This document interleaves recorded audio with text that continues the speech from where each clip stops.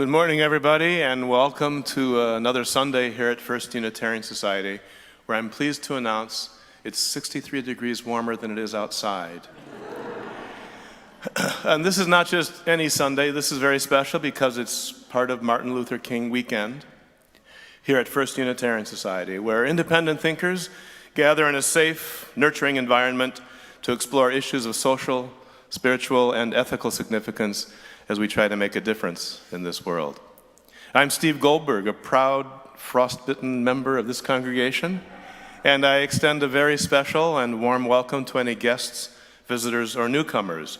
If this is your first time at First Unitarian Society, I think you'll find it's a very special place, and we look forward to having you join us in our fellowship hour right after the service. And one quick announcement about the fellowship hour: there will be a contest and a prize for the person who is wearing the most layers of clothing today. This would be a good time to silence those pesky electronic devices that you just won't need during the next hour, because you'll be sitting back or leaning forward to enjoy today's service, which I know will touch your heart, stir your spirit, and trigger one or two new thoughts. We're really glad that you're here, and now we invite you to join in a moment of centering silence so we can be fully present with each other this morning.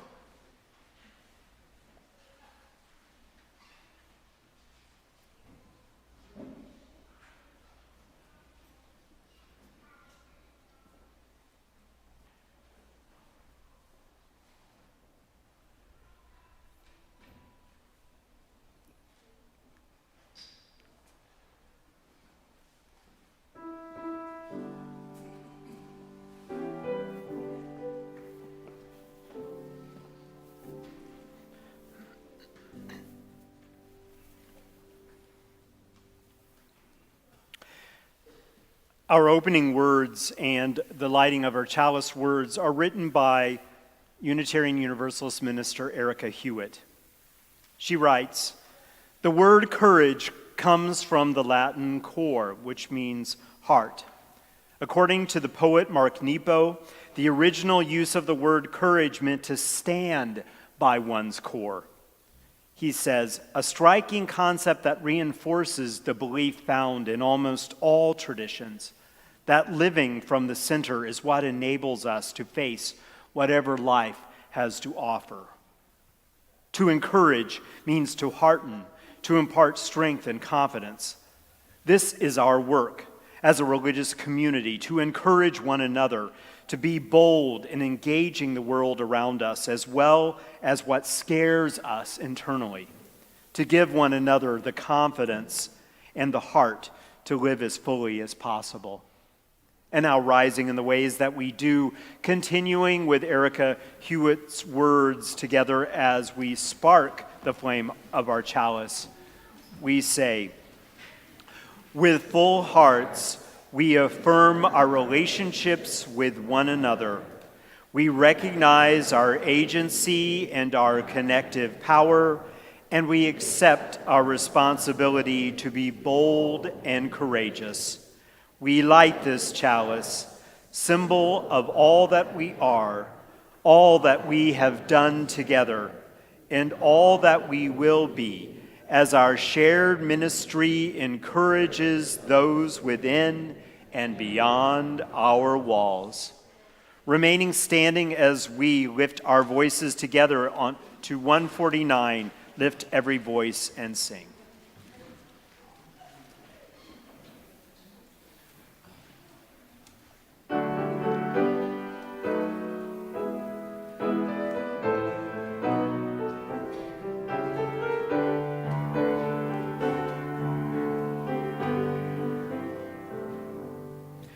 Lift every voice and sing till earth and heaven ring, ring with the harmonies of liberty. Let our rejoicing rise high as the listening skies. Let it resound loud as the rolling sea. Sing a song full of the faith that the dark past has taught us. Sing a song full of the hope that the present has brought us, facing the rising sun of a new day begun. Let us march on till victory is won. Stony the road we trod, bitter the chastening rod, felt in the days when hope unborn had died, yet with a steady beat and not a weary feet, come to the place for which our fathers died. We have come over a way that with tears has been watered. We have come treading our path through the blood of the slaughtered. Out from the gloomy past till now we stand at last, where the white gleam of our bright star is cast. God of our weary years, God of our silent tears, Thou who hast brought us thus far on the way, Thou who hast by Thy might led us into the light, keep us forever in the path we pray, lest our feet stray from the places, our God, where we met Thee, lest our hearts shrunk with the wine of the world, we forget Thee. Shadowed beneath Thy hand, may we forever stand, true to our God, true to our native land. And now, before you take your seat, I invite you to turn towards each other and offer a warm greeting.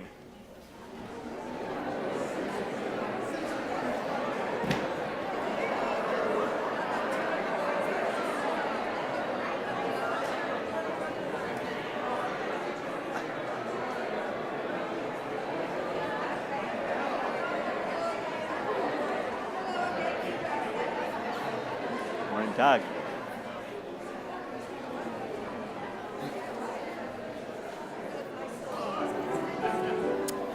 Anyone who'd like to come forward for our story time, please come join me up here.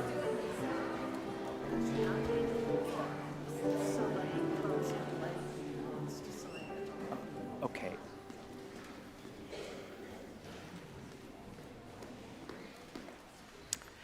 Hello.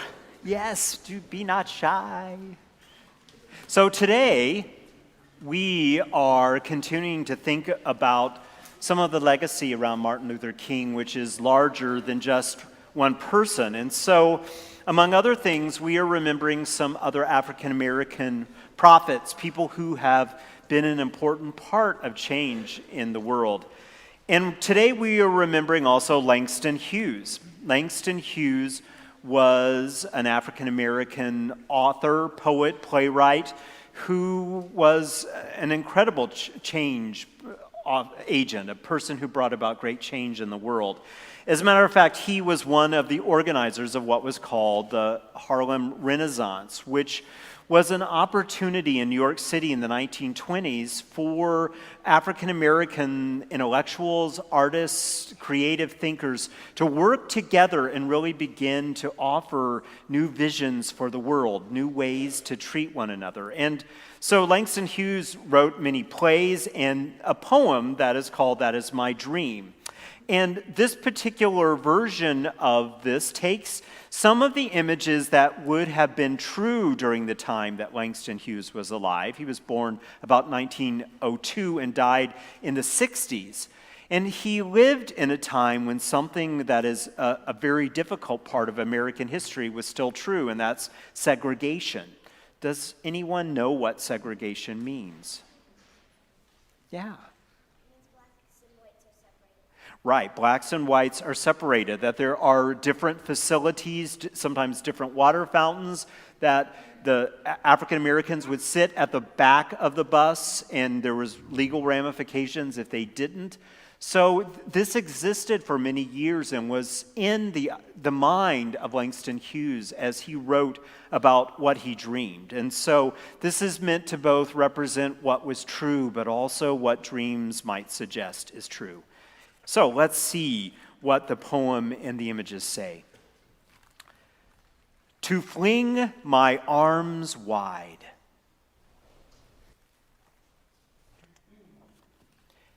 In some place of the sun.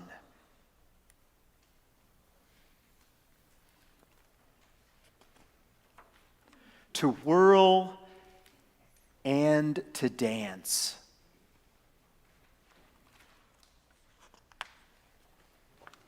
Till the white day is done. And you'll notice that there's an example of the water fountains that are separate.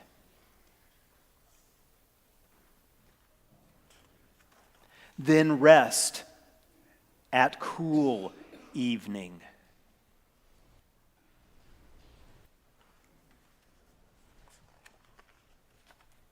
Beneath a tall tree, while night comes on gently.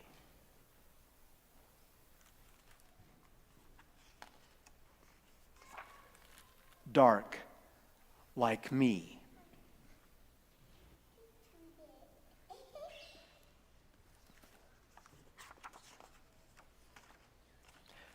That is my dream.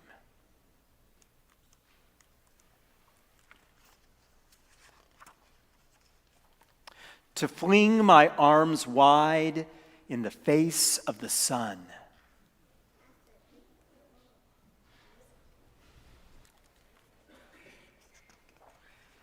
Dance, whirl, whirl.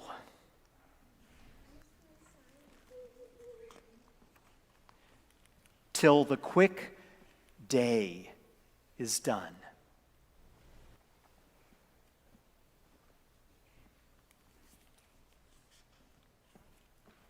Rest at pale evening, a tall, slim tree.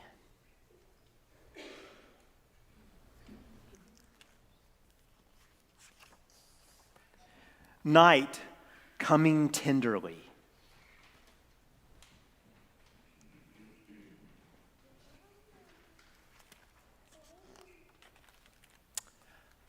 I wonder what he is thinking as he looks at that feather. What do you think he's thinking? Any ideas?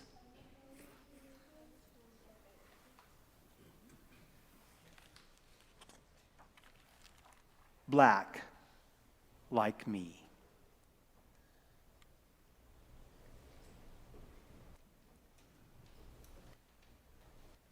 So it was important for Langston to dream and think about what was possible, and he inspired so many people in so many places and times to do the same thing. And we still dream today, and part of what we do when we come here week after week is we invite you to think and to dream and to wonder what is possible in the world, and then to work together to make it come true.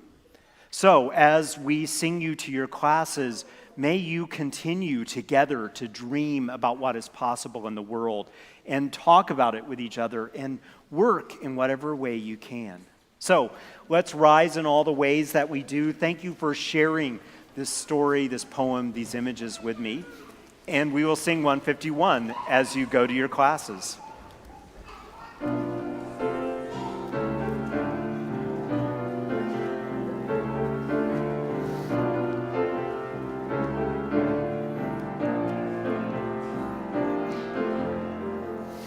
I wish I knew how it would feel to be free.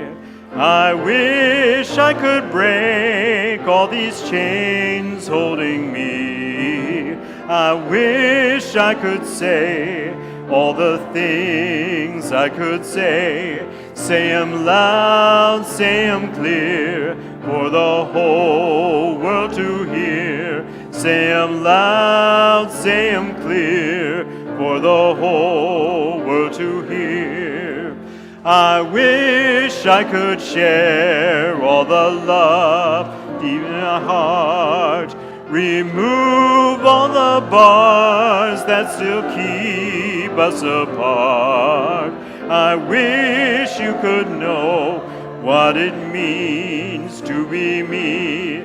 Then you'd see and agree everyone should be free. Then you'd see and agree everyone should be free. I wish I could give all I'm longing to give. I wish I could live like I'm longing to live. I wish I could do all the things I can do. Though I'm way overdue, I'd be starting anew. Though I'm way overdue, I'd be starting anew. I wish I could be like a bird in the sky. How sweet it would be if I found I could fly. I'd soar to the sun and look down at the sea. Then I'd sing 'cause I know how it feels to be free. Then I'd sing 'cause I know how it feels to be free.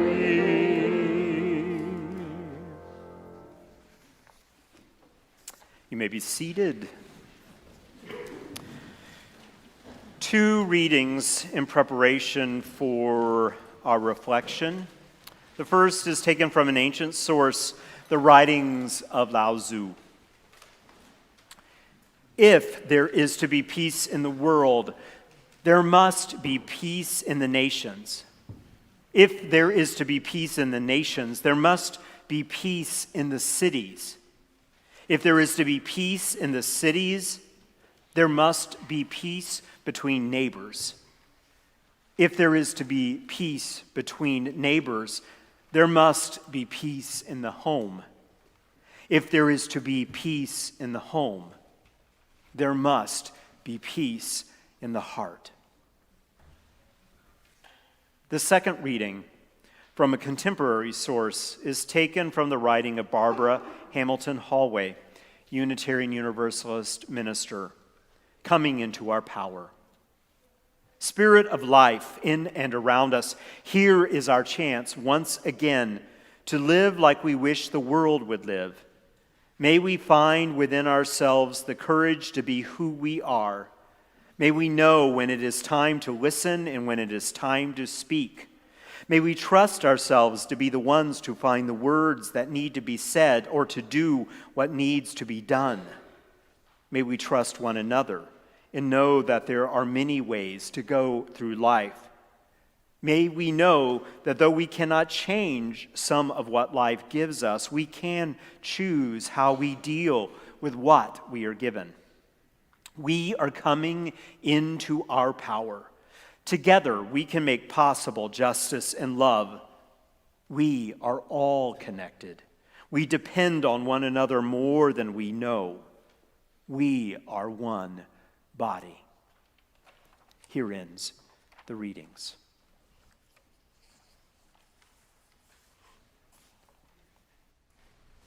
The choir is going to sing Another World is Possible.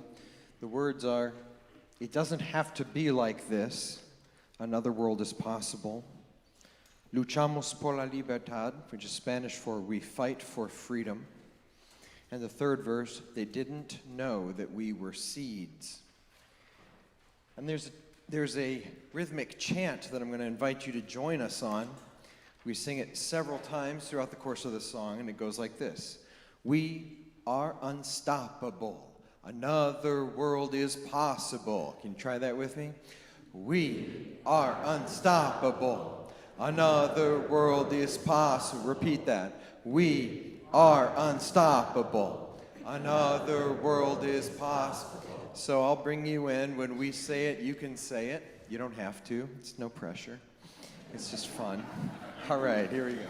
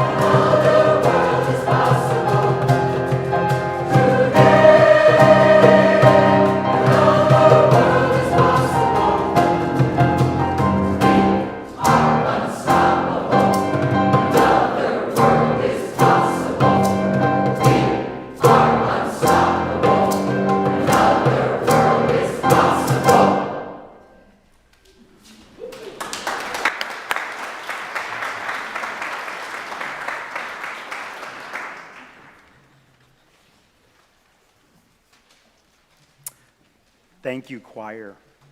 Thank you. So as we are exploring this month, power and leadership and authority, I realized how important it is, especially in light of this weekend, to think about the idea of moral leadership. And I have to say that when I began as a Unitarian Universalist minister, and that was a long time ago, I was pretty careful about using the M word, morality, in sermons. And it was actually congregants who began to ask me, we would like you to preach on morality because we keep hearing around us that word being controlled only by the religious right. And we want to have a voice in it too. And I began to read other great thinkers who were saying the same thing over and over again. And I realized that there were a lot of questions and things I needed to sort through, and probably all of us did. I associated morality with religiosity and with a religious perspective, and I liked ethics better. Because it seemed to me to be a broader understanding. And in terms of morality, I tended to side with Khalil Gibran, who wrote, "He who wears his morality as his best garment were better naked." I felt like it was a difficult concept to talk about. But there were some flaws in my thinking even then, because in theological school, we took classes in religious social ethics, and we had an ethicist on staff. We did not have a moralist that was teaching us. Ethics were indeed an important part of our religious perspective, but so was the particular nuance brought about by the word morality. And even more as I began to explore the difference between the words, and in thinking on this day, both of those words bring something important to our thinking. Ethics, whether it was the original intention or not, more and more has come to talk about the ways that we make important distinctions of right and wrong, fair, unfair, based on external systems of thought. The writings of other people, great philosophers, religious traditions from the outside. But morality really focuses first and foremost and returns to, again and again, to making decisions about what is right or wrong based on the still, small voice inside. The sense of one's own conscience, the moral compass that we all in some way carry inside of us, although what direction it is pointing in is a source of eternal conversation. But if we were to lose the power of morals and morality in our conversation about leadership, we would leave out an essential component throughout history that has inspired great people to do great things. Martin Luther King Jr. returned to his parsonage, exhausted after another long day of organizational meetings, and Coretta and his two-month-old daughter Yolanda were already asleep, and he was eager to join them. But he would not be so lucky, because the phone rang out in that midnight silence, and King lifted the receiver, and on the other end, a drawl released a torrent of obscene words and then a death threat. "Listen," insert the N-word, "here we have taken all we want from you. Before next week, you'll be sorry you ever came to Montgomery." King hung up without comment, as had become his custom, because threatening phone calls had become a daily routine in the weeks of the protests. And King at first had brushed them off. In recent days, however, the threatening phone calls had started to take their toll on him. First of all, they had increased in numbers to the point where some days he would receive up to 40 of those phone calls. and they were growing in their menacing intent. Unwelcome thoughts began to prey on his mind in the late hours, and King was overcome with fear.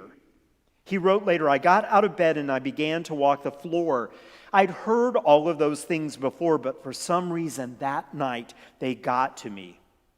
Stirred into wakefulness, King made a pot of coffee and sat down at the kitchen table. "I felt myself faltering," he wrote. "It was as though the violent undercurrents of the protests rushed in upon me with heightened force, and I surveyed the turbulent waters for a way to escape, searching for an exit point between courage and convenience, a way to move out of the picture without appearing a coward. And he found none, but he was ready to give up," he wrote. And then King thought of his baby Yoki sleeping in her crib and her gentle, sweet smile, and of Coretta, who had given up her promising music career to be of support and move with him to the South. And for the first time in a new way, he grasped the seriousness of their situation and the inescapable fact that at any moment his family could be taken away from him, and even more likely, he from them. And he felt himself reeling, and he wrote, "As the psalmist has said, my soul melted because of trouble at its wit's end, and I felt myself growing in fear." And so, in the wee hours of that night, he turned to his deepest spiritual connections, and he prayed with a transparency and an honesty that perhaps he had never had before. And what he found in himself called him to act in a very specific way in that time and in that place. A place and a way that was inspired first by his loving and protective thoughts of his family, but from that very palpable and powerful place, something larger and more transcendent, a different and larger love. And he wrote later and spoke in a speech, "I'm not talking about emotional bosh when I talk about this kind of love. I'm talking about a strong and demanding love. For I have seen too much hate. I've seen too much hate on the faces of the sheriffs in the South.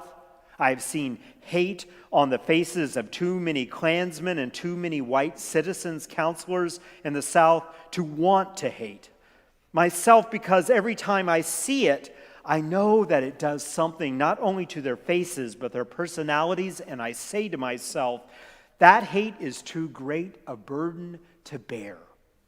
I have decided to love." And in that moment, there was a turning of the tide and a renewing of his courage. And we benefit from knowing that story. One of the advantages of a little time and distance and experience of the world is that we can step back and hear from and learn from the past with new power and new clarity, and honor not only what was abidingly true and good then, but also the ways that the lessons still speak to us. We have the wisdom through the ages, hard-won wisdom that has helped us understand the dynamics throughout time of what it means to do the right thing, what it really asks of us to work for peace and justice in every age. We have the wisdom of Lao Tzu that speaks of a peace that is built upon every layer of our existence, and without the continued work of finding that peace within the very core of our being, all peace is less full and secure. And so we work on every level, and by bringing every level to bear, we strengthen peace. We have the wisdom of the Rabbi Zusha of Annapolis in Judaism, who told his disciples, "When I appear before the heavenly court in judgment, they are not going to ask me, 'Zusha, why weren't you as great as Abraham or Isaac or Jacob?' They are going to ask me, Zusha, why weren't you Zusha? Yes, we have the legacy of Martin Luther King, who reminds us our lives begin to end the day we become silent about things that matter.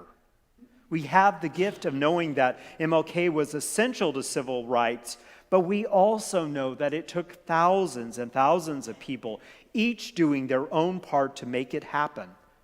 We each have a part to play in the pathway to peace and justice.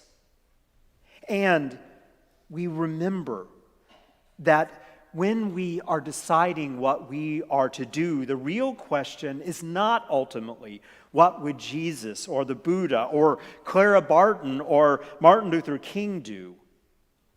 But inspired by the spirit of these great people, their compassion, their passion, our own desire to live truth, what am I and you and every person called to do in this moment, every moment? How am I called to be a bringer of greater justice and peace? We each have our own individual ways to answer it. But I am grateful also that we are called again and again into the truth that it is in community that we find the most powerful answers, each bringing our own calling and joining it with the larger movement. And so I am glad to be a part of a faith tradition, Unitarian Universalism, that is not new to this moral stuff.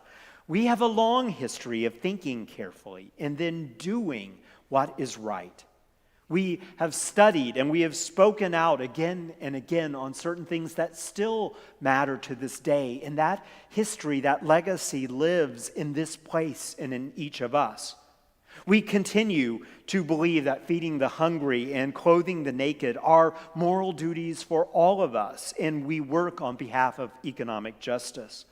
We believe that affordable and effective health care for all people on this planet is a moral right, and we work to continue to not lose any gains that we have made. We know that civil rights for all people, whatever color or creed, sexual orientation, gender orientation, is essential, and when it is under fire yet again, we speak out and act for greater good. And we know that this planet needs our loving care and our justice work. And that is not new, but never more urgent than now. I am grateful for the work that we do here. And to talk a little more about it, I'd like to invite Tim Corden to come up. Welcome, Tim. Thank you. Thank you, Doug, and thank you, all of you. It is a tremendous honor to be the social justice coordinator for this congregation. This congregation, from the staff to all of you, is full of extremely talented and committed people who are getting solar panels out into the community, like that person and that person over there. People who are working for affordable and sustainable housing, like that person over there. People who are feeding the hungry and homeless, and the list goes on. It really does. This is an amazing community, and if you're not involved with our social justice projects, I encourage you to get involved. And I want to share a couple really exciting ones that are just getting kicked off. We're in dangerous times, people. We know this. And we know, too, that Wisconsin is going to make a big difference in terms of the direction of our country. Whether we stand or side with love, or whether we continue to follow the path of hate and otherness. Wisconsin is going to be a swing state, and we're going to vote love. And to that end, we're uniting with lots of different other nonpartisan groups to stand up and vote for love. We're buying a motorhome, and we're going to tour the state in 35 straight weekends starting March 7th and 8th. We're going to have car caravans that go out and converge on communities around the state, listening to the people, dissolving that, the urban-rural divide, that idea that there's us and them. It's about us. And if we don't pull together, we know that our chances of survival are diminishing by the day. So I urge you to think about committing one weekend a month, not even the whole weekend, maybe one Saturday afternoon and evening to join the bus tour. Help organize it, help make it exciting and musical and creative. And we all have a part to play. The other thing is we're kicking off this campaign with Black History Month and the whole thing of like the Freedom Riders and Freedom Summer that happened back in the 60s, 1964, 65, I don't know. I'm going to learn. I'm going to go to the movie and learn all about it. First Friday Films, you can learn about our history, about social justice, and get connected with other people. Every first Friday here, and we provide a meal. It's a potluck. You help provide a meal. And then one last thing. To make this movement really viable, we need to be inclusive of all people, including the young ones, right? Families with children. So 3 times a month, you'll get a little flyer from this out in the hallway, or 3 times a month we're doing social justice forums that have a kid component, a creative component, and FUS is leading the way 3 times a month to make social justice a family affair. So I encourage you to join us on those opportunities, and thank you so much for your time and for all of your support. Bravo, Tim.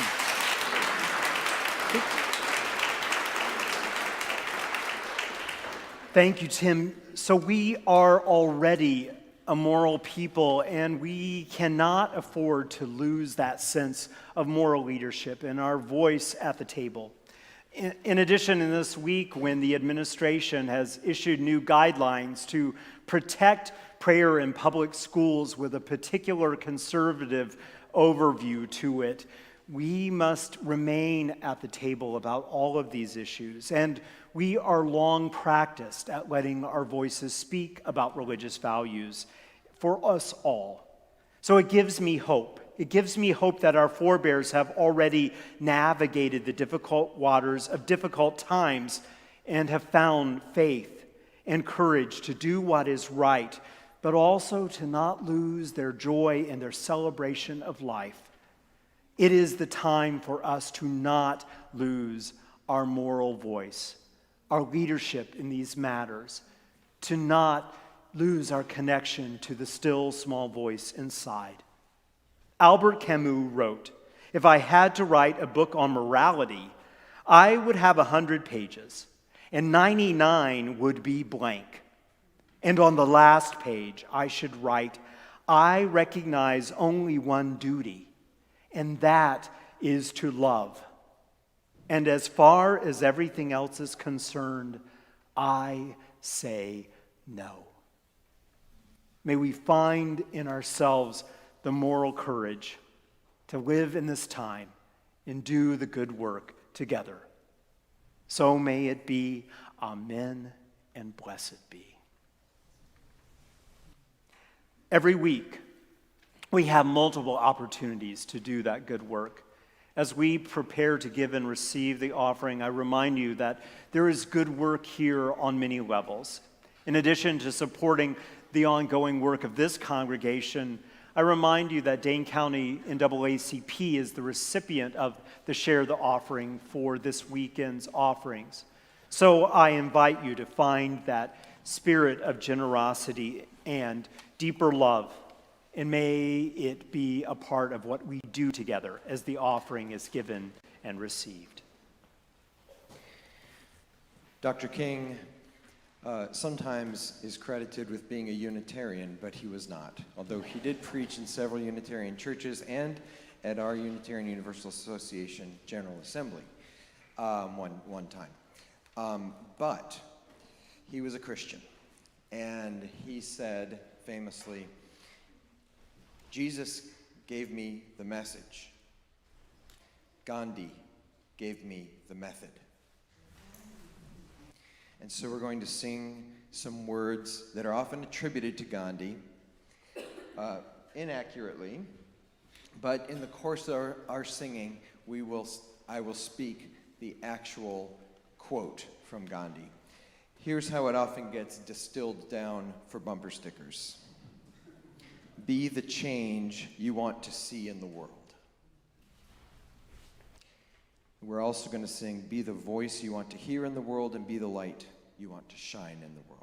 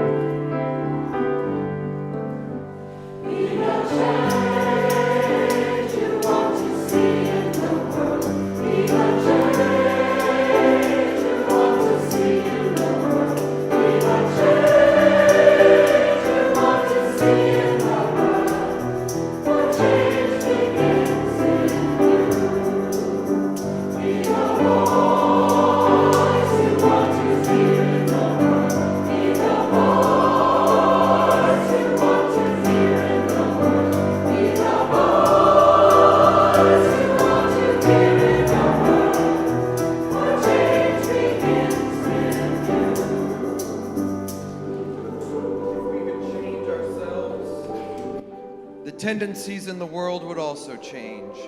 As a man changes his own nature, so does the attitude of the world change toward him. We need not wait to see what others do.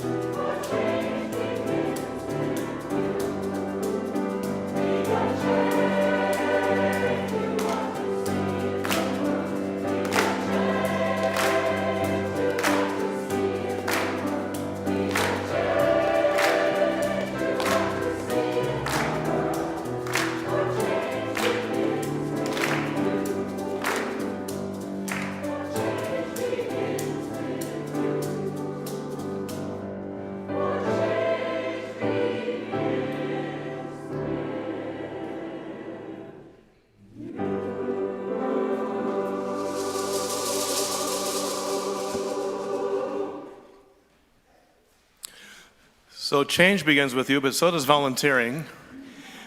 And in addition to acknowledging your generosity for the offertory, and by the way, the Dane County chapter of the NAACP is doing great work locally, so thanks for your generosity and support of that organization. And thanks to our volunteers for their generous commitment of service today to make the program run so smoothly as it did. Thanks to our lay minister, Karen Rose Gredler, our greeter, Artis Kaufman, who's doing double duty as usher, along with Dorrit Bergen and Tom Delmage, and they asked me to remind you to please return your hymnals to the book carts in the commons after the service. Thank you to Gene Hills and Bis Nitschke for taking care of the coffee on this cold day, and Alice Delaquist for making sure that the pulpit palms are properly watered.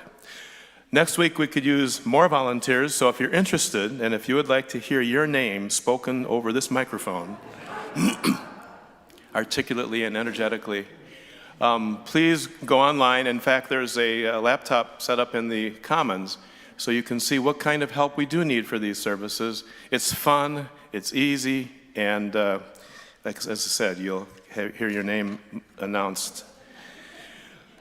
Couple other announcements to share with you before we move on to the conclusion of today's service.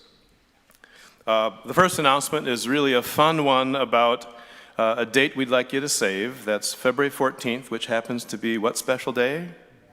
Valentine's Day. All day, February 14th is Valentine's Day, and that's a Friday. In the evening, we are hosting our first ever Valentine Jazz Soiree. Valentine Jazz Soiree from 6 to 9:30 p.m. right here. And in the name of love and the spirit of that holiday, we're going to have a night full of music performed by a quintet of terrific, award-winning, and in a couple cases, world-renowned musicians right here. That evening will include dancing, catered food, libations, And all of that in the environment, the atmosphere of a jazz salon. And when I first saw that, I thought jazz saloon, but it's a jazz salon. Childcare is also available. Tickets can be purchased online right now. $25 for general admission or $50 for a reserved seat at a table with your own champagne and flowers. And there is a table out in the Commons that you can visit to learn more and to actually register. In addition, in a feature never before experienced in this building, the Jazz Quintet will perform your own love song that you request. You don't have to sing it, they'll sing it, and they'll also read your dedication, your message to your loved one on behalf of the spirit of Valentine's Day. That also can be arranged at the table in the Commons during our fellowship hour. So, not a bad deal. And that's what day? February 14, Friday, Valentine's Day. Okay. A couple more announcements. Also on your calendar, mark this coming Saturday, January 25, 1:30 p.m. for our town hall meeting. That's Saturday, this weekend. And February 2nd, Sunday at 12:30 after the 11 o'clock service, our parish meeting. And one last announcement. Thanks to your generosity, we have closed the gap.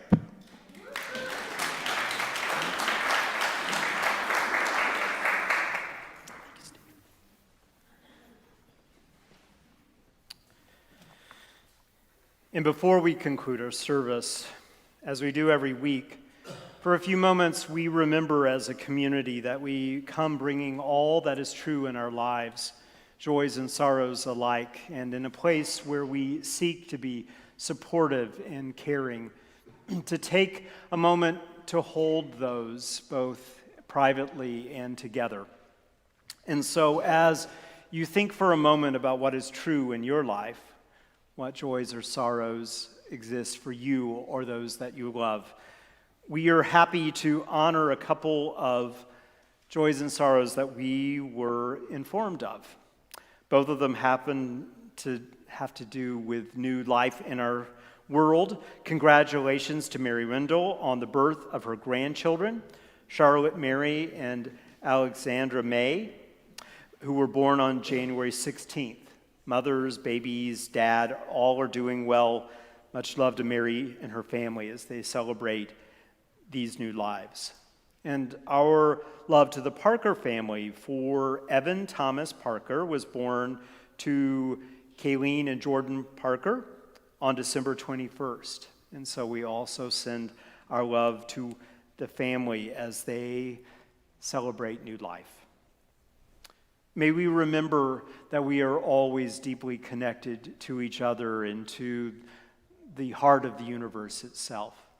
And from that place, may we be grateful for the ways that we may turn to each other in care and support, remembering and loving as we each are able. So may it be. And now I invite us to rise in all the ways that we do and join our voices together as we sing number 108, My Life Flows On, in endless song.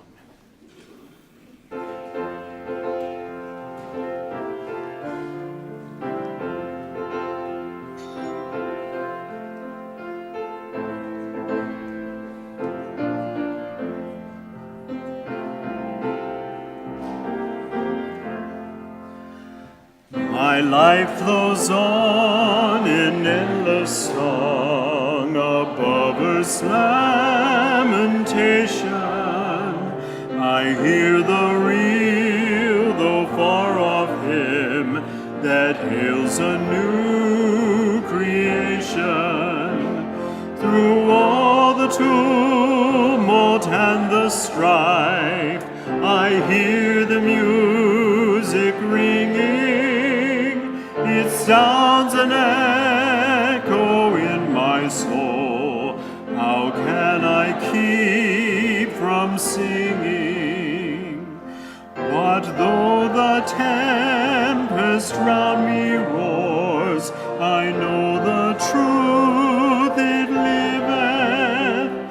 What though the darkness